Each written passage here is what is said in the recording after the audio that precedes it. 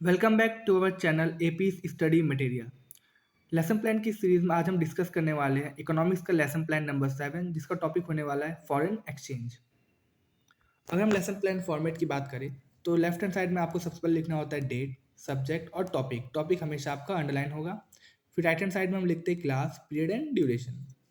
उसके बाद हम लिखते हैं जनरल ऑब्जेक्टिव्स कि लेसन प्लान के जनरल ऑब्जेक्टिव्स क्या है, जो कि आपके हर लेसन प्लान में सेम होंगे। उसके बाद हम लिखते हैं स्पेसिफिक ऑब्जेक्टिव्स, मीन्स इस पर्टिकुलर टॉपिक से क्या ऑब्जेक्टिव है। ये भी आपके हमेशा सेम रहेंगे, बस यहाँ पे टॉपिक में चेंज आ जाएगा। यहाँ पे जैसे हमने फॉरेन एक्सचेंज पढ़ा है तो इस लाइन में हमें यहाँ पे बस फॉरेन एक्सचेंज लिखना है, इतना ही चेंज होता है, बाकी ऑलमोस्ट आपका ये सब सेम रहता है। उसके बाद हम लिखते हैं टीचिंग एड, क्या क्या यूज़ करके हम बच्चों को टीचिंग कराएंगे, chalk, duster, rolling board and teaching learning material. फिर हम लिखते हैं प्रीवियस नॉलेज। अब हम बात करेंगे सबसे इंपॉर्टेंट पार्ट जो होता है, अब हम देखेंगे इंट्रोडक्टरी क्वेश्चन, जो कि हर एक लेसन प्लान का सबसे इंपॉर्टेंट पार्ट होता है। यहाँ पे हमने 3 क्वेश्चन फ्रेम किए हैं। आप चाहे तो 4 या 5 कर सकते हैं, जो भी आपके सिलेबस में हो, यूनिवर्सिटी जो भी आपको गाइड करे। जो आपका लास्ट क्वेश्चन होगा वो ध्यान दीजिएगा कि हमेशा प्रॉब्लमेटिक क्वेश्चन होगा। इससे पहले के क्वेश्चन बहुत ईजी आप पूछिए क्लास में, ताकि बच्चा उसका आंसर दे दे। बट जो लास्ट क्वेश्चन आप रिप्रेजेंट करेंगे वो थोड़ा सा कॉम्प्लेक्स क्वेश्चन हो, ताकि बच्चा उसका ईजिली आंसर ना दे पाए। प्रॉब्लमेटिक क्वेश्चन में ये चीज़ भी ध्यान रखिए कि आप कहीं भी टॉपिक को रिवील ना करिए, मीन्स टॉपिक की बात आप ना करिए इन क्वेश्चंस में। उसके बाद आप करेंगे स्टेटमेंट ऑफ एम, जहाँ पे आप टॉपिक को फर्स्ट टाइम रिवील करेंगे क्लास में। तो जैसे कि मैंने यहाँ पे लिखा है, foreign exchange refers to all currencies other than the domestic currency, so today we are going to study about foreign exchange. इस टाइप का आपको इंट्रोडक्टरी क्वेश्चन फ्रेम करना है। उसके बाद बात आती है टीचिंग पॉइंट की। यहाँ पे हम 4 टीचिंग पॉइंट को डिस्कस करेंगे। पहले टीचिंग पॉइंट देख लेते हैं, जो कि हमारा होने वाला है मीनिंग ऑफ फॉरेन एक्सचेंज।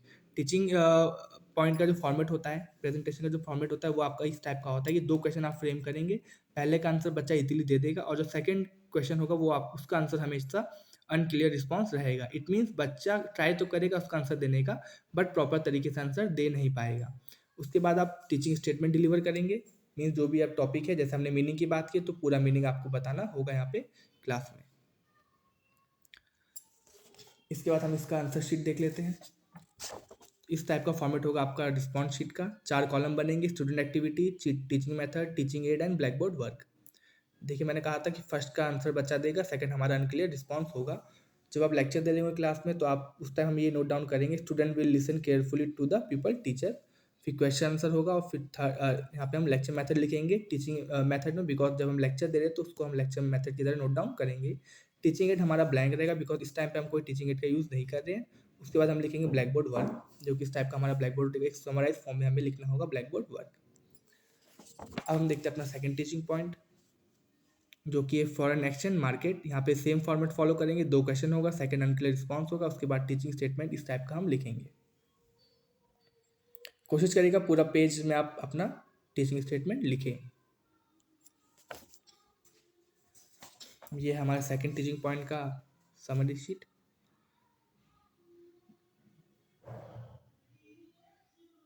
यहाँ पे भी टीचिंग एड ब्लैंक है, बिकॉज इस पॉइंट में हमने कोई भी टीचिंग एड का यूज़ नहीं किया है। बाकी जो भी हमारा फॉर्मेट है वो एज इट इज सेम रहेगा। अब हम देखते हैं अपना थर्ड टीचिंग पॉइंट, जो कि है functions of foreign exchange market. यहाँ पे हमने 2 क्वेश्चन फ्रेम किए, फर्स्ट का आंसर बच्चा देगा और सेकंड हमारा अनक्लियर रिस्पॉन्स रहेगा। फिर हम देखेंगे अपना टीचिंग स्टेटमेंट। ध्यान रखिएगा कि चारों के चारों टीचिंग पॉइंट में जो हमारा फॉर्मेट है वो सेम तरीके से होगा। सेम टीचिंग फॉर्मेट को हम चारों टीचिंग पॉइंट में फॉलो करेंगे। अब हम देख लेते हैं अपना थर्ड पॉइंट का response sheet. As it is same रहेगा यहाँ पे, बट यहाँ पे मैंने अब टीचिंग एड का यूज़ किया, तो आपको मैं दिखा दूँ किस टाइप का आपको टीचिंग एड बनाना होगा। ये देखिए, 4 पॉइंट में से किसी भी एक पॉइंट में आपको टीचिंग एड बनाना होगा। जैसे कि मैंने यहाँ थर्ड पॉइंट में बनाया, आप चाहे तो फर्स्ट, सेकंड, थर्ड, फोर्थ किसी भी पॉइंट में एक टीचिंग एड बना सकते हैं। एक लेसन प्लान में एक टीचिंग पॉइंट में एक टीचिंग एड बनाना ज़रूरी है। उसके बाद हम बात करेंगे अपने लास्ट टीचिंग पॉइंट 4, जो कि kinds of foreign exchange market. Same format follow करेंगे, 2 क्वेश्चन यहाँ पे फ्रेम करेंगे।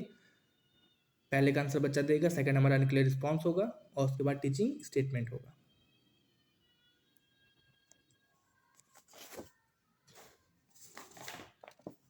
ये हमारा 4 का है।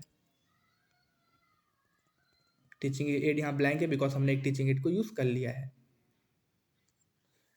यहाँ पे हमारे 4 टीचिंग पॉइंट खत्म होते हैं। उसके बाद जो टॉपिक आता है वो होता है हमारे कॉम्प्रिहेंसिव क्वेश्चंस का। कॉम्प्रिहेंसिव क्वेश्चंस ऐसे हमें फ्रेम करने, जो भी हमने 4 पॉइंट अभी बच्चों को पढ़ाए हैं, उसी से रिलेटेड हमें 4 क्वेश्चन यहाँ पे फ्रेम करने होंगे, जिसका आंसर बच्चा क्लास में ईज़िली दे दे।